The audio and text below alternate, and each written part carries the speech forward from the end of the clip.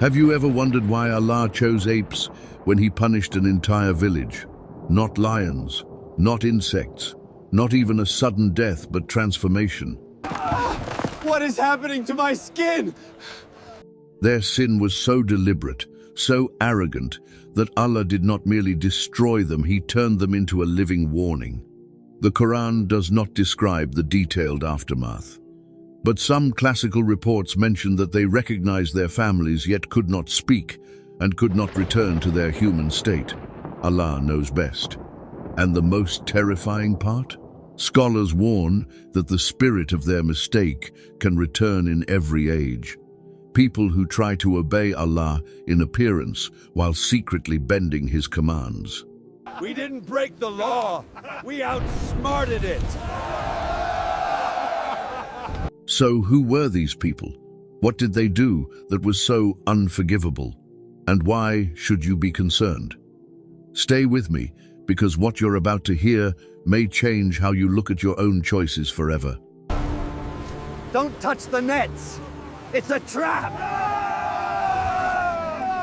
But before we begin, don't forget to like this video, subscribe, and send peace and blessings upon the Prophet Muhammad sallallahu alaihi wasallam. Now, let's dive in.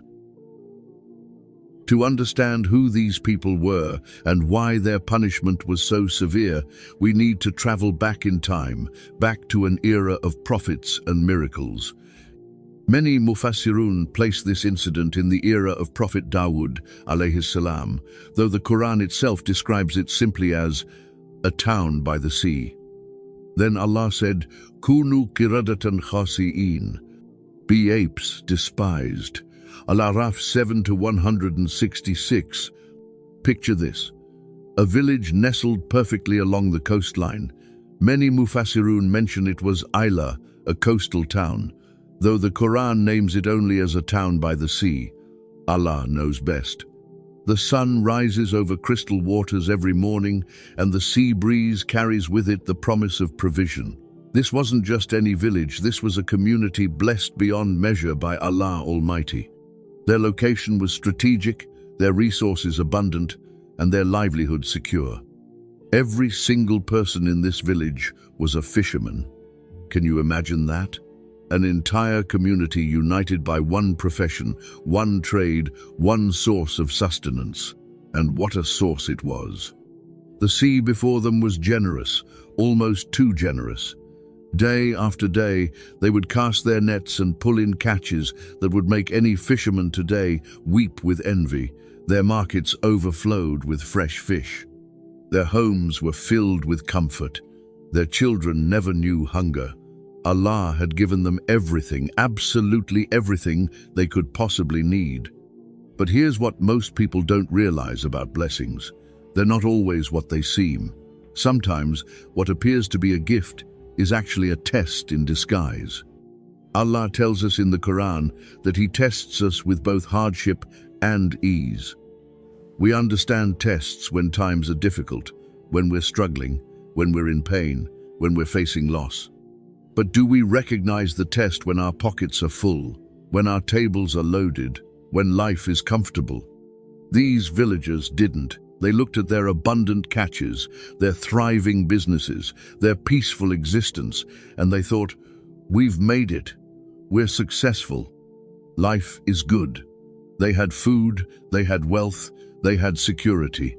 What they didn't have, what they were slowly losing without even realizing it, was gratitude.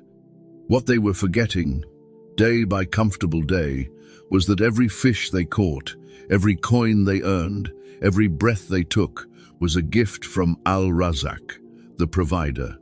Comfort has a strange way of making us forget. When everything is easy, when provision flows without effort, when blessings rain down like the fish in their sea, something dangerous can happen to the human heart. We start to feel entitled. We start to think we deserve it. We start to believe that we're in control. And slowly, quietly, dangerously, we stop seeing Allah's hand in our lives. This village had everything except true taqwa. and they were about to face a test so severe that its lesson would be preserved in the Qur'an until the day of judgment. They had no idea that their greatest blessing was about to become their ultimate trial, and Allah knows best. So what happened next? What could possibly transform a blessed community into one of the most infamous examples of divine punishment in history? It all started with what seemed like a noble intention. Allah had made the Sabbath Saturday sacred for them. And Allah tested them in a powerful way.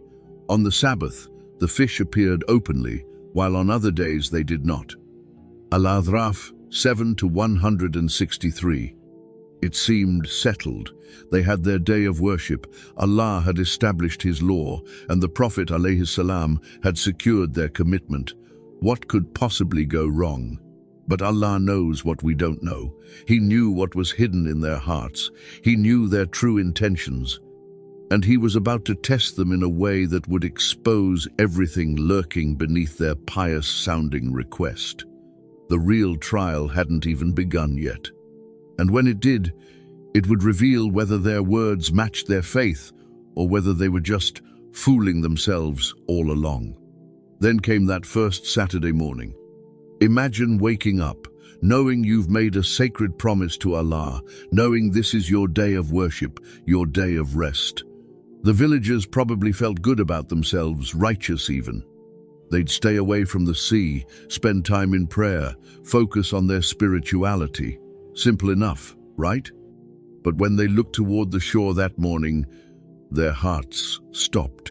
The ocean, their ocean, the same sea they'd fished for years, was absolutely exploding with fish. We're not talking about a good catch here. We're talking about something they had never seen before in their entire lives.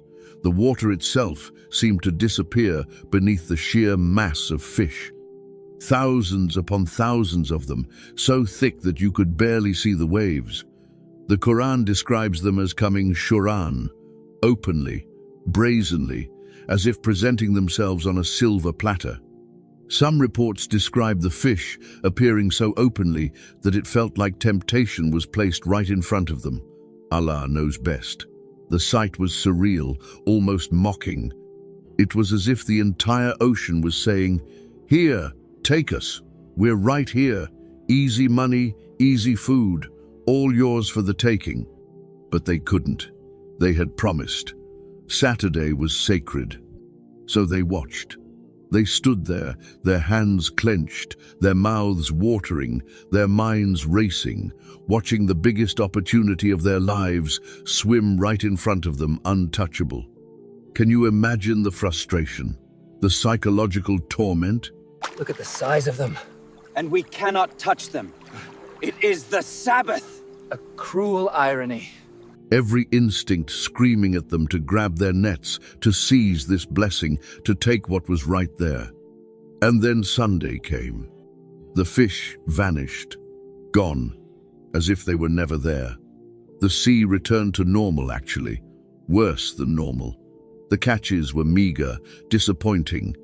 Monday, Tuesday, Wednesday, Thursday, Friday, the same story.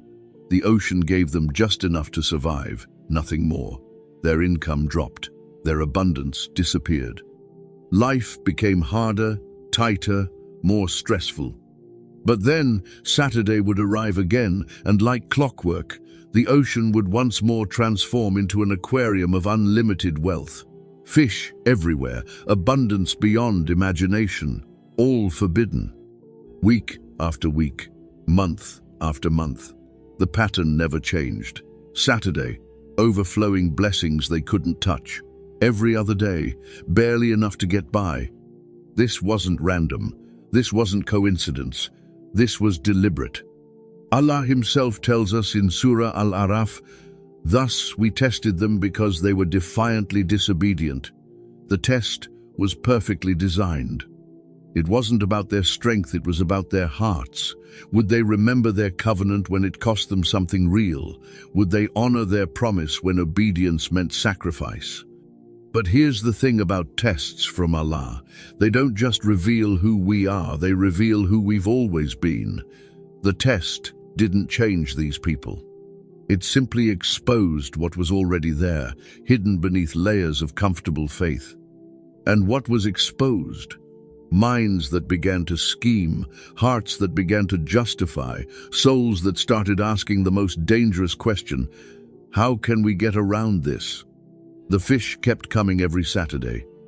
But something else was coming too, something far more sinister than any sea creature. Temptation was tightening its grip, and the village was about to make a choice that would seal their fate forever. How long can a person stare at forbidden treasure before their resolve begins to crack? For most of the village, the answer was not very long.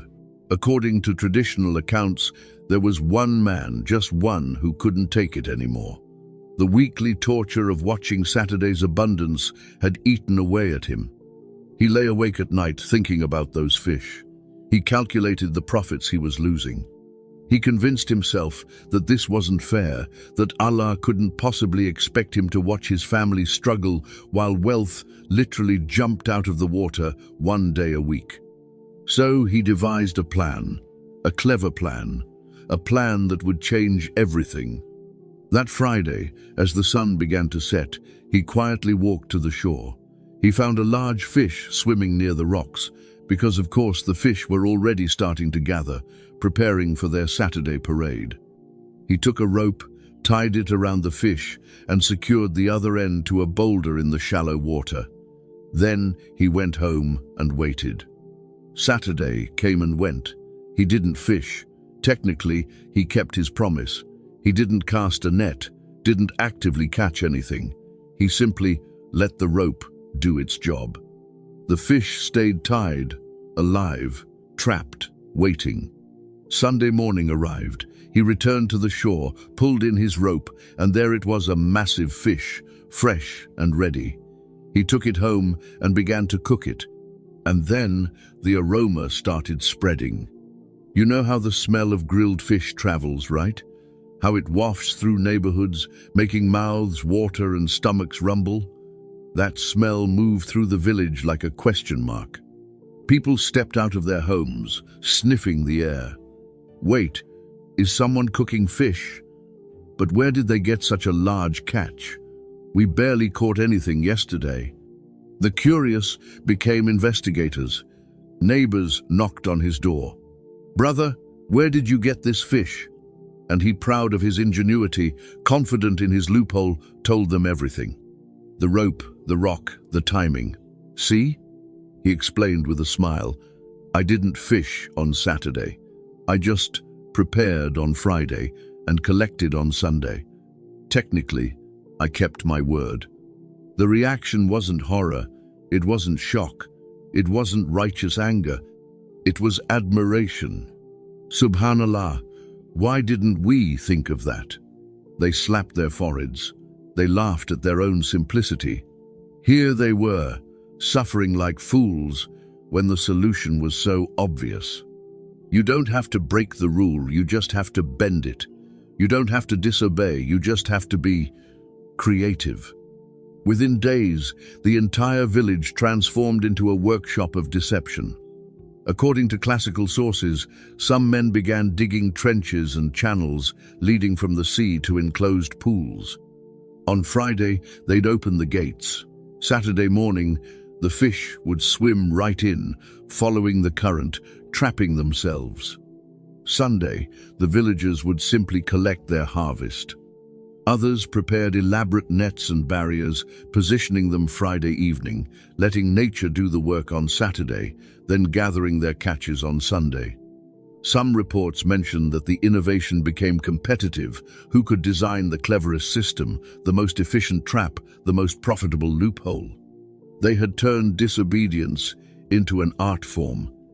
And the terrifying part? They genuinely believed they were being faithful. "We're not fishing on Saturday," they'd say.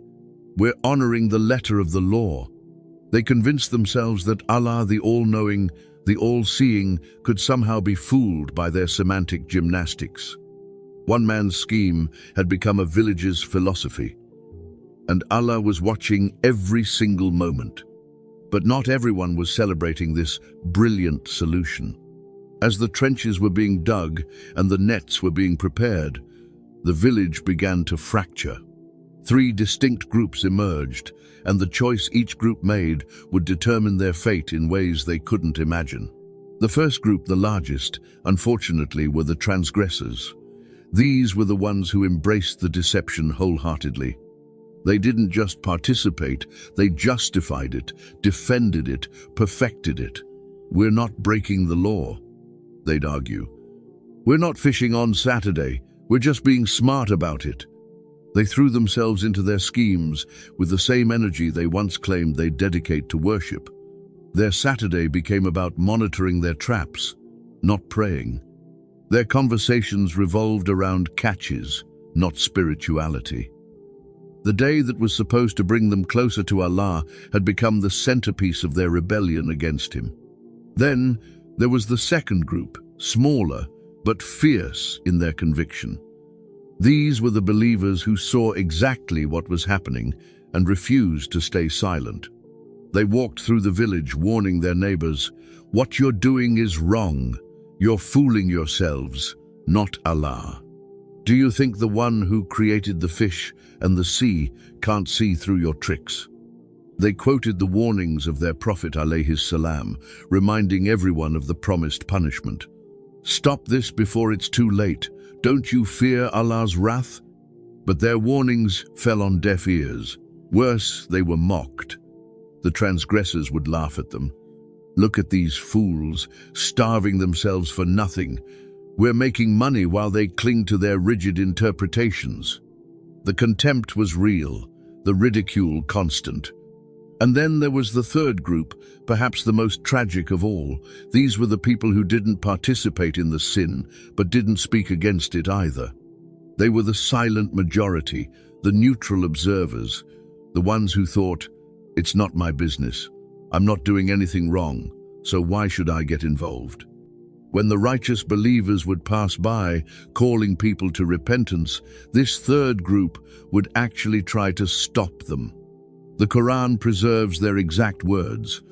"Why do you preach to people whom Allah will destroy or punish severely?" In other words, why bother? They're not going to listen anyway. You're wasting your time. Just leave them alone. But listen to the response of the believers. This is crucial. They said, "As an excuse before your Lord," and perhaps they might fear Him. They continued speaking the truth for 2 reasons. First, so that on the day of judgment, they could stand before Allah and say, "We tried, we warned them, we are free from their sin." And second, because maybe, just maybe, someone's heart might soften, maybe someone would turn back. Eventually, the tension became unbearable. The righteous group made a decision. We cannot live among people who mock Allah's commands. According to traditional sources, they approached the transgressors and said, "We're leaving. We won't share this village with you anymore." But the sinners refused. "This village belongs to all of us. You can't just kick us out." So they reached a compromise. Some narrations mention they separated themselves, dividing the village into 2 sections. The believers on one side, the transgressors on the other. Physical separation. Spiritual separation. A community torn apart by arrogance and greed. Years passed like this. The sinners grew wealthier, their families multiplied, their schemes became more sophisticated, and they became more arrogant. When they'd see the believers, they'd laugh even harder. "Look at them struggling while we prosper. Clearly Allah is pleased with us." But prosperity is not always a sign of Allah's pleasure. Sometimes it's a setup. Sometimes Allah gives people time until the proof against them is complete and their rope was about to run out. Then came that morning, the morning that would be remembered forever. The believers woke up as usual, preparing for another day. But something felt off, different. There was a strange silence hanging over the village, a quietness that didn't belong. They made their way toward the shore, and that's when they noticed it. No one from the other side of the wall had come out. Usually by this time, the transgressors would be out in full force, checking their traps, collecting their catches, boasting about their hauls. The shore would be buzzing with activity, filled with the sounds of their worldly pursuits. But today, nothing. Complete silence. Not a single person. Where are they? The believers wondered aloud. This is strange. Even on their laziest days, someone would be out by now. The unease grew. Something was very, very wrong. One man volunteered to investigate. According to traditional accounts, he approached the wall that divided them, the same wall that had stood for years as a monument to their separation. He climbed it slowly, his heart pounding, not knowing what he'd find on the other side. When he reached the top and looked down into the transgressors section, he froze. His scream shattered the morning silence.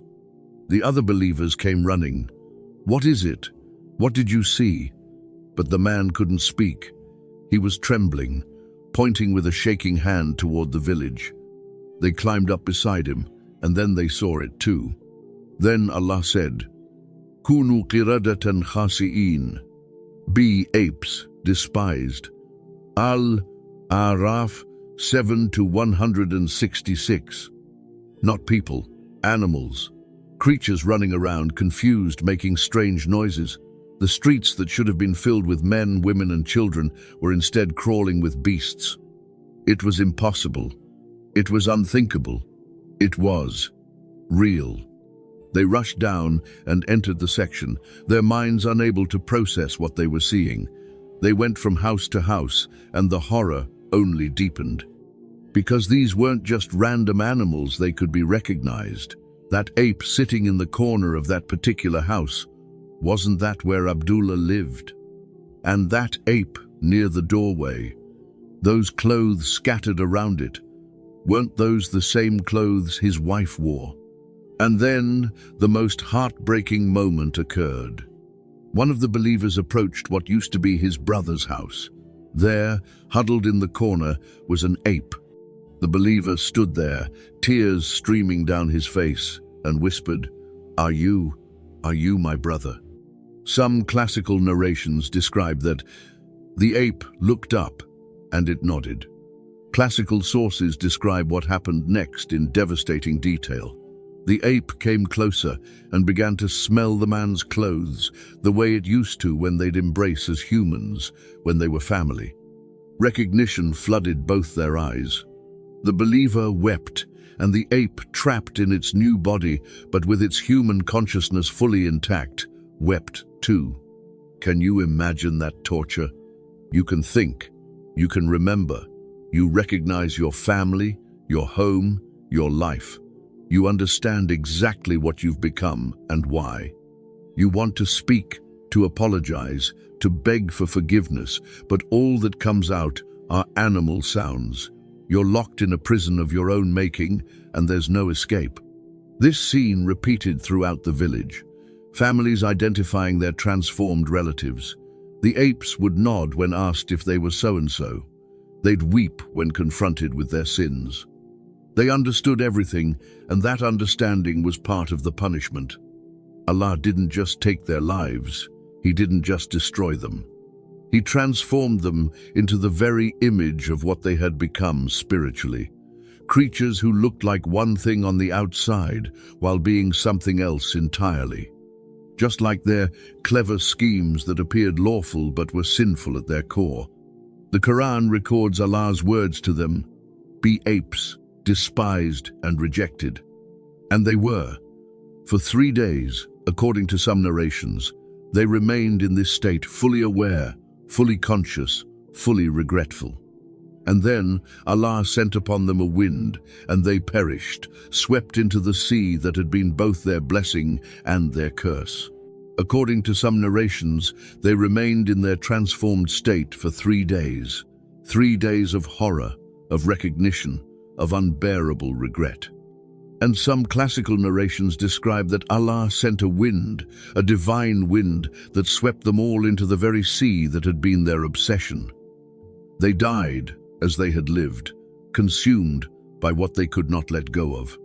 Allah knows best. But their story didn't end with their deaths. Allah preserved their punishment in the Qur'an for all time. More than that, the Qur'an also mentions that disobedient groups among the children of Israel were cursed by the tongue of Dawood and Isa alayhima salam, showing how severe rebellion against Allah can become. The Qur'an tells us, "Cursed were those who disbelieved among the children of Israel by the tongue of Dawood and of Isa, son of Maryam alayhima salam." That's how severe their transgression was. Their curse echoes through generations, a warning carved into divine scripture. But why apes? Why apes? Why these specific creatures? The scholars explain it beautifully. The ape resembles a human being on the outside, similar shape, similar features, but it's not human at all. It's a mockery of humanity. And that's exactly what these people had become. They looked obedient on the surface, their actions appeared lawful in form, but in reality, they were completely corrupt.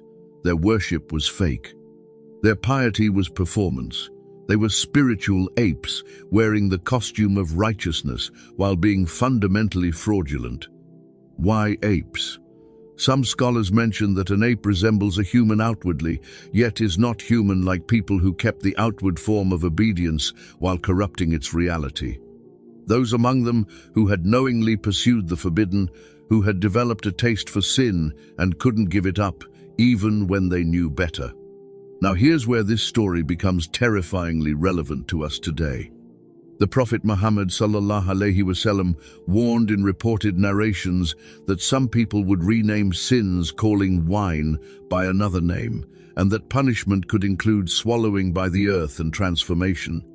Read that again. This isn't just ancient history. This is a prophecy about us, about people who call themselves Muslims while renaming haram as halal to make it more palatable. Look around. How many times do we rename what Allah has forbidden so it feels easier to swallow? Riba becomes just a fee. Backbiting becomes just concern. Neglecting salah becomes I'll pray later. Immodesty becomes it's modest enough. The people of the Sabbath told themselves, we're not fishing on Saturday, just setting up on Friday and collecting on Sunday. Different era, same excuse. Do these excuses sound familiar? They should. They're the exact same spirit as we're not fishing on Saturday, we're just setting up on Friday and collecting on Sunday. The people of the Sabbath thought they were clever. They thought they'd found a workaround. They thought Allah wouldn't see through their schemes.